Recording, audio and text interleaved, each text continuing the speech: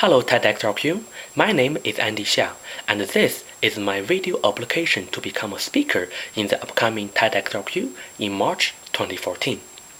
Now allow me to begin with a brief self-introduction. I am a graduating York student in the concurrent education program, and as an education student, I have had the opportunity of being a student teacher in several different high schools in Toronto. And through this experience, I have learned so many new things about teaching and education. And this is what my talk will be about, to share what I have learned and to discuss what I think the meaning of education truly is. Now, to begin with, in the minds of many people, education or teaching is a very simple job. You simply pass on your knowledge to the students and make sure that the students understand that knowledge. Well, the fact is that education is much more than that. Teaching is more than just filling the heads of the students with facts. It should be about inspiring the minds of the students and encouraging them to realize their fullest potentials. That is why teaching is not as easy as some people may imagine. In fact, it is a very noble yet heavy responsibility. So how can teachers inspire the minds of the students? Well, from my personal experiences, first and foremost, I must observe my students, know their needs, and understand their situations. In other words, I must put myself in their shoes and not let my own prejudices blind me. For example, I taught in the inner city for 3 years. At first, I had my biases against students in the inner city due to the negative social stereotypes in the media.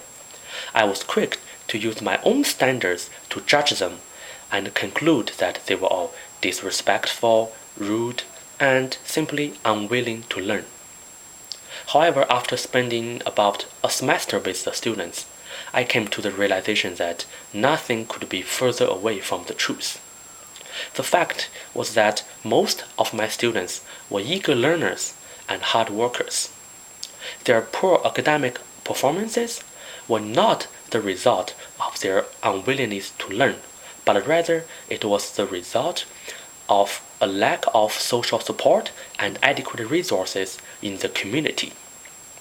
And on top of that, most of my students faced problems at home, and that had a negative impact on their behavior. So in short, they may appear to be typical bad students, but that is not who they really were deep inside. They were all good students, but because their certain social environment, they weren't able to fully commit to their schoolwork.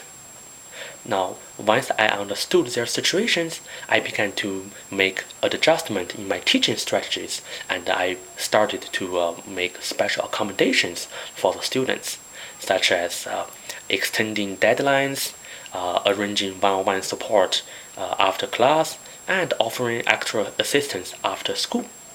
These measures all paid off in the long run in helping improve their academic performance, and I was very pleased.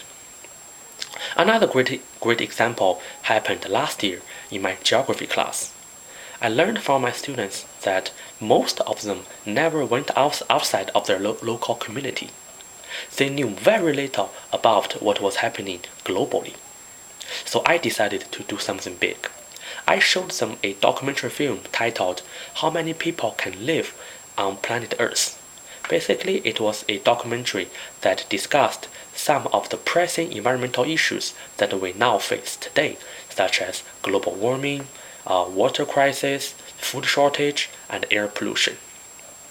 And after watching this documentary, all of my students were simply stunned and speechless. They told me that, "Mr. Xia, we never knew that these problems existed." And they expressed that they would make changes in their lifestyles so that they could help contribute to the betterment of the global environment. I was really pleased that I was able to inspire their minds, open their eyes, and bring about some positive changes in their life. And that, in my opinion, is what teaching should really be about. So in conclusion, that is what my talk will be about, to discuss how young teachers can become effective educators, how teachers can inspire the minds of the students, and I will share more of my personal stories during my speech. And it would be a great privilege if I could have the opportunity to share my thoughts with the audience. I think this is a very important topic because, as Nelson Mandela once said, education is the most powerful weapon which you can use to change the world.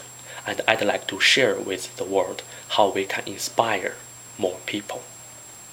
So I thank you in advance for considering my request, and I look forward to having the opportunity to speak in the March 2014 TEDx YorkU.